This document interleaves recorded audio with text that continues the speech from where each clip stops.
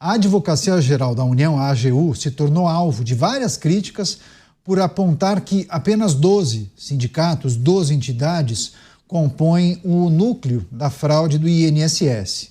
Contudo, aposentados e pensionistas que relatam terem sido vítimas do esquema já denunciaram uma lista muito maior, pelo menos 41 entidades sobre esses desvios, um número muito superior àquelas que foram listadas para as autoridades e que estão sendo investigadas. Além disso, a AGU excluiu da ação pelo menos 4 sindicatos que seriam os maiores beneficiados com os descontos ilegais, o que reforça essas críticas, né, e essas apurações e apontamentos que vêm sendo feitos.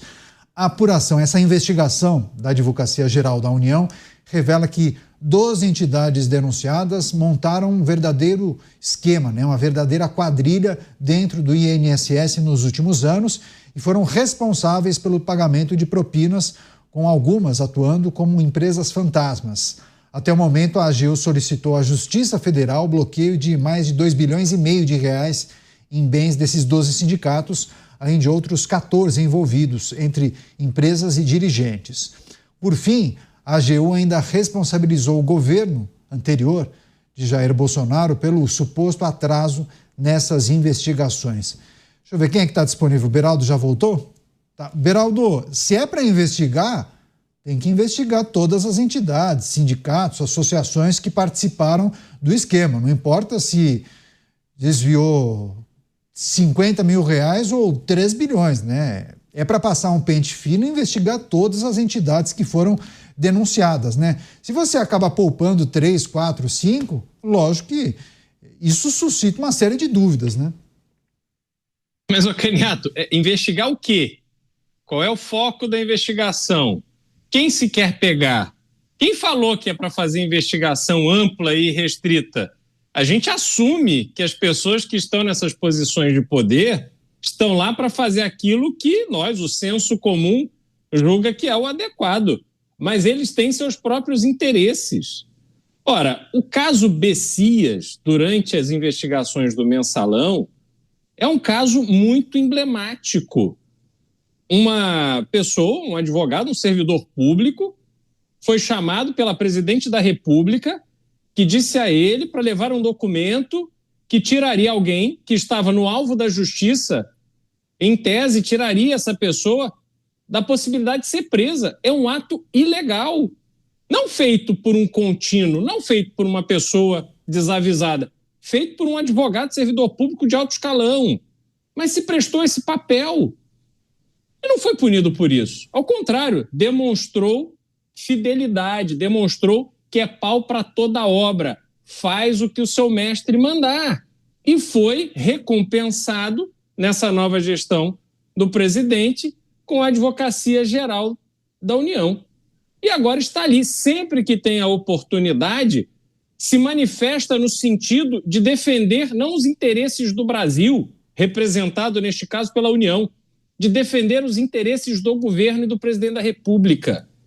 Portanto, Caniato, o que temos ali é um advogado pessoal pago com dinheiro público, porque é assim que o advogado-geral da União tem agido. Pois é, você, Mota, idosos denunciaram no total um universo de 41 sindicatos, mas aí as investigações estão mirando, estão debruçadas para 12, né? Assim, se é para investigar, tem que fazer o pente fino em todas as entidades, né, Mota? Pelo menos essa é a defesa de muita gente aqui. Mas não vai acontecer, né, Caniato? Pelas razões que o Beraldo muito bem lembrou aí, e por muitas outras razões sobre as quais eu poderia ficar falando aqui 2 horas, que cobrem os últimos anos do passado recente do Brasil. Não é justo você esperar que pessoas que se beneficiaram de determinadas situações, que inclusive usaram essas situações para chegar onde elas chegaram, não é razoável você esperar que elas agora achem essas situações erradas ou moralmente reprováveis e se empenhem em investigar e descobrir o que está por trás dessas situações. E eu acho que é por isso, esse caso é um exemplo maravilhoso para explicar por que uma CPI ou uma CPMI é necessária. Porque o contexto do Brasil atual faz com que a capacidade do nosso sistema de justiça criminal para investigar determinados tipos de crimes seja muito reduzida, por causa das circunstâncias às quais esse sistema de justiça criminal está submetido hoje. Eu acho que o melhor exemplo, existem centenas, talvez milhares, mas o melhor exemplo deles é o da Lava Jato, que já foi um dia considerada como sendo a esperança do cidadão comum de que esse país tivesse o mínimo de razoabilidade, de bom senso no trato com o dinheiro público. E a Lava Jato foi embora, partiu para nunca mais voltar. E a gente se pergunta se algum dia vai acontecer alguma coisa parecida com a Lava Jato, né? Enquanto essa pergunta não é respondida, nós temos que sobreviver de alguma forma. E por isso que eu acho a única esperança que o cidadão tem de que seja jogada alguma luz sobre esse caso do INSS, do escândalo do descontão, é uma CPMI ou uma CPI. Qualquer coisa além disso vai ficar sempre sujeita às conveniências políticas de quem hoje detém o poder no Brasil. Dávila, muita gente aqui da nossa audiência perguntando, e as outras entidades que não estão sendo investigadas, né?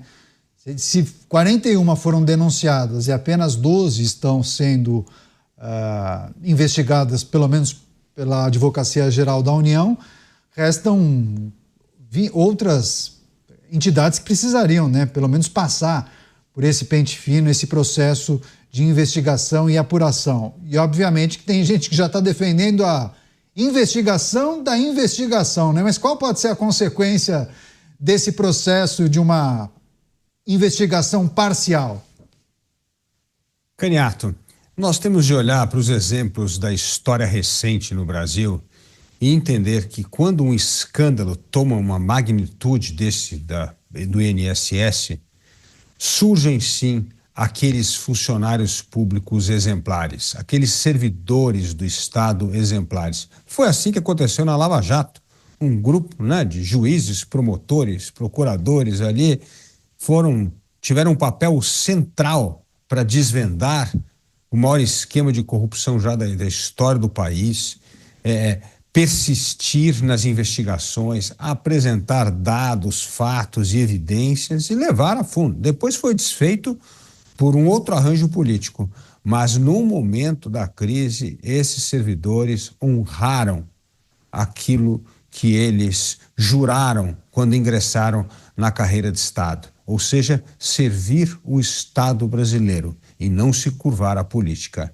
Eu tenho certeza que neste momento bons promotores, bons procuradores, boas pessoas na Advocacia Geral da União, na Polícia Federal, na Controladoria Geral da União, estão levando a sério a sua missão de funcionário público, de trazer à tona esse escândalo do INSS. Então, mesmo que o chefe, que é escolhido politicamente, possa tentar engavetar algumas investigações, a turma da carreira que honra a camisa de servir o Estado brasileiro continuará a sua toada, continuará cavando, encontrando provas, evidências que vão ser escancaradas de tal forma que a política vai ter que se curvar às investigações. Foi isso que aconteceu na Lava Jato. A Lava Jato chegou um momento que nem a política conseguia evitar. Por quê? Porque os dados e evidências se tornaram tão grandes, tão monumentais, que não tinha como mais, não tinha tapete grande o suficiente para você varrer tudo para debaixo do tapete, Caniato. A mesma coisa vai acontecer com esse escândalo do INSS. Bons funcionários públicos, aqueles que honram o seu cargo, aqueles que têm orgulho de servir o Estado brasileiro, não vão deixar a peteca desse escândalo cair. E eles, ao meu ver, são fonte de esperança muito maior do que uma CPI ou uma CPMI.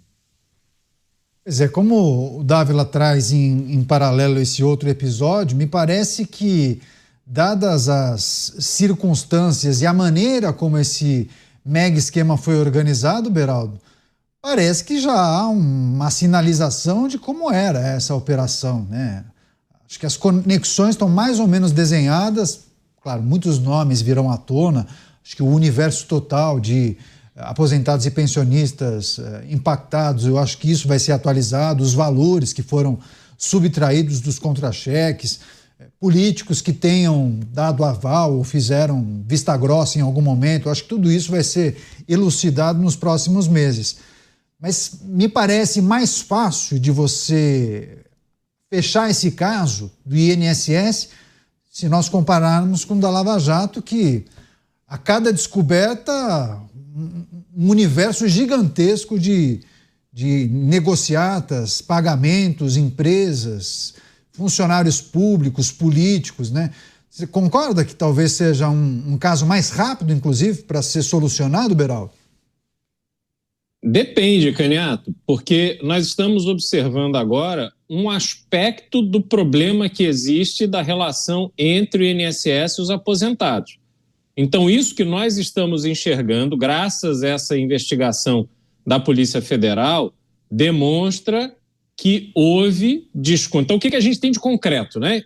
Descontos feitos de forma irregular, seja porque simplesmente os nomes dos aposentados foram colocados no sistema ou, ao que parece, de alguma forma, os aposentados assinavam ali sem entender muito bem o que estavam assinando e, a partir daí, eles tinham descontos já direto no contra-cheque de valores que iam para associações e sindicatos. Muitas dessas associações, ao que parece, empresas de fachada, 4, 5 associações ligadas ao mesmo empresário, sociedade desse empresário com um advogado, e daí bambambam das redes sociais, fica exibindo aí uma vida de luxo, de jato para cima e para baixo.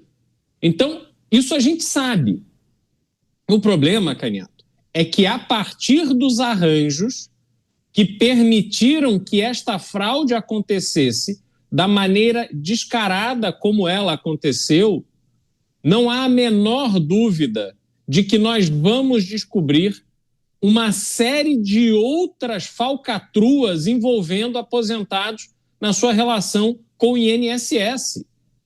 Porque não faz sentido o INSS, num país totalmente digitalizado, quando quer colocar o contribuinte contra a parede. Então, a gente precisa se lembrar, a tecnologia do Pix, por exemplo, estava ali sendo considerada ou sendo já utilizada para identificar movimentações financeiras incompatíveis com a declaração de renda das pessoas. Então, o país que está neste avanço tecnológico para monitorar o contribuinte, vocês não vão querer me dizer que não conseguem ter uma relação muito clara, direta e transparente entre os direitos conquistados pelos aposentados e aquilo que eles recebem. É tudo muito digitalizado hoje em dia.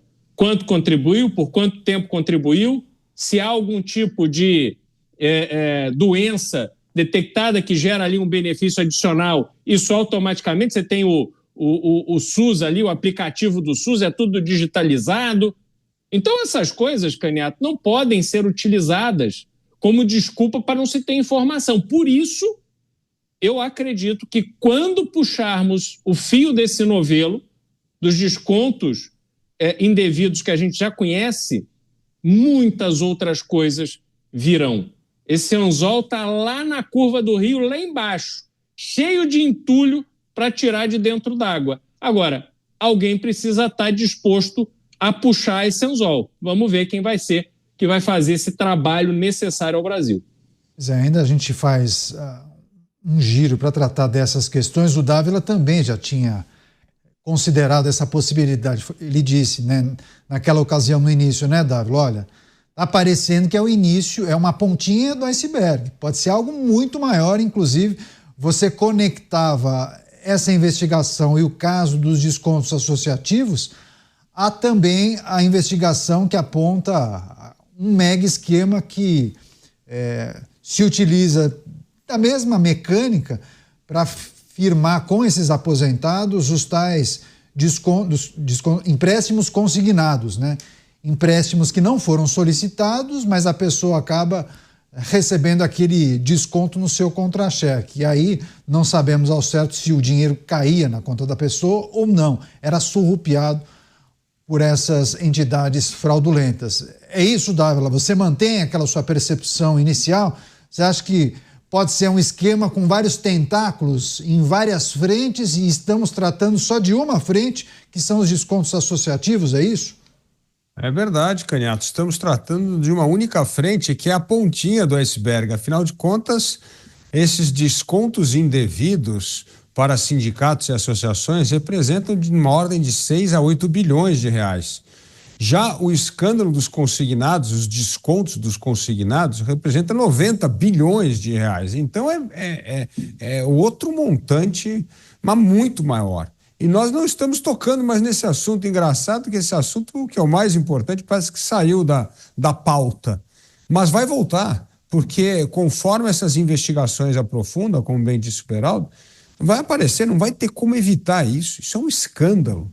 Então, eu entendo que nós temos que continuar a fundo e reitero aqui a minha admiração por esses bons servidores. É justamente nesses momentos de crise que aparecem esses bons servidores, esses que zelam pelo interesse do Estado brasileiro, que têm o mesmo senso de indignação e inconformismo com esse aparelhamento do Estado brasileiro, com essa politização de instituições de Estado brasileiro que foram corrompidas por indicação política e por gente que se curva muito mais a partidos e lideranças políticas do que a servir o Estado brasileiro à população.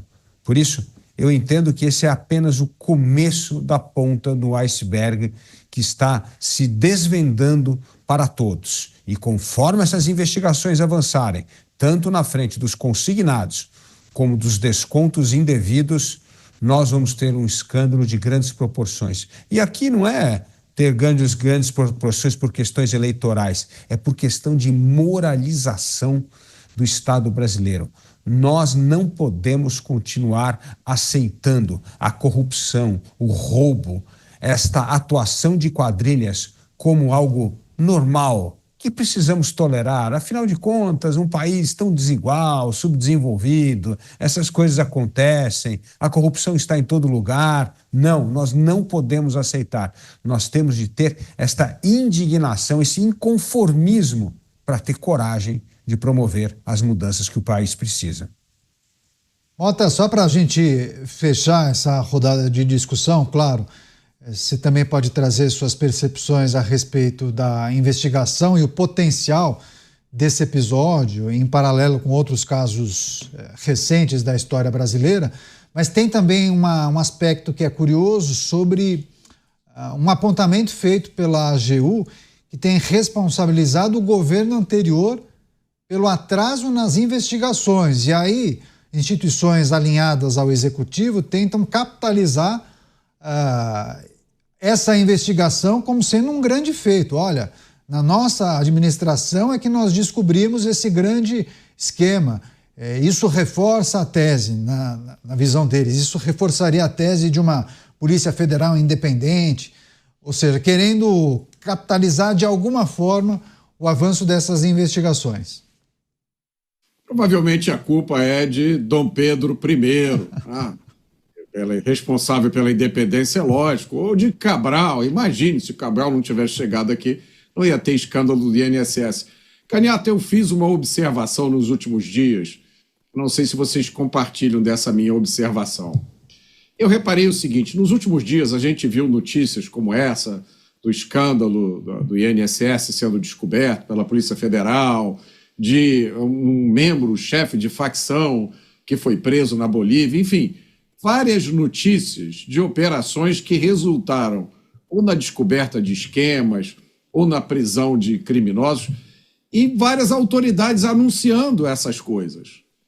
Mas, assim, com uma expressão triste, com como se estivesse cumprindo um dever amargo, né?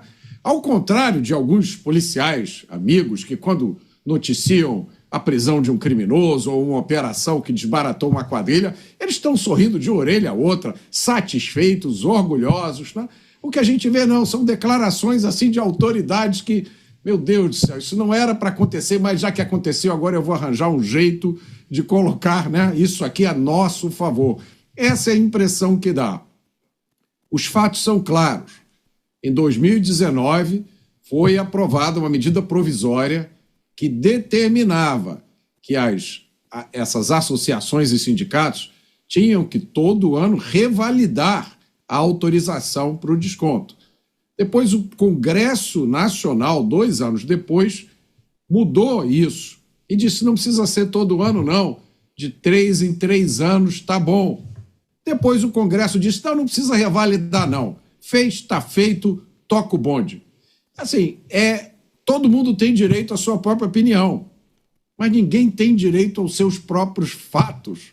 Os fatos estão aí. Embora a gente saiba, quem leu o livro 1984 sabe disso, existe precedente para governos que determinam que o passado seja reescrito. Existe precedente para isso até aqui no Brasil. Coisas que aconteceram, a gente às vezes não pode falar que elas aconteceram, não pode nem pensar que elas tenham acontecido. Agora, trazendo esse assunto para a nossa realidade, Canhoto, eu não tenho dúvida nenhuma que tudo isso um dia vai ser examinado com cuidado. Eu não tenho nenhuma dúvida que todas essas coisas que aconteceram no Brasil no passado recente, que foram jogadas para baixo do tapete, que tiveram seu nome mudado, que foram jogadas no arquivo morto, eu não tenho dúvida nenhuma que vai chegar o dia em que essas coisas vão ser todas retiradas debaixo do tapete ou do arquivo morto e tudo vai ser esclarecido. E essas contas vão ser todas acertadas. Eu só fico triste, porque eu tenho a impressão que, no momento em que isso começar a acontecer, nós vamos passar 1 década ou 2 décadas só examinando o passado, determinando os culpados, calculando o prejuízo para o cidadão brasileiro. Mas eu não tenho nenhuma dúvida que isso um dia vai acontecer. Roberto Brito Silva, Beraldo, mandou uma mensagem para você. Canhoto, fala para o Beraldo que não dá para usar anzol. Anzol não dá conta de puxar. Teria que usar uma rede, porque, segundo ele, esse esquema é muito maior. Quero agradecer ao Roberto Brito Silva, também pessoal do Canal do Tênis de São Paulo, questionando se a justiça vai se debruçar em relação a esse episódio. Também mensagem do Geraldo Vitoriano, também a respeito dos temas que nós tratamos aqui.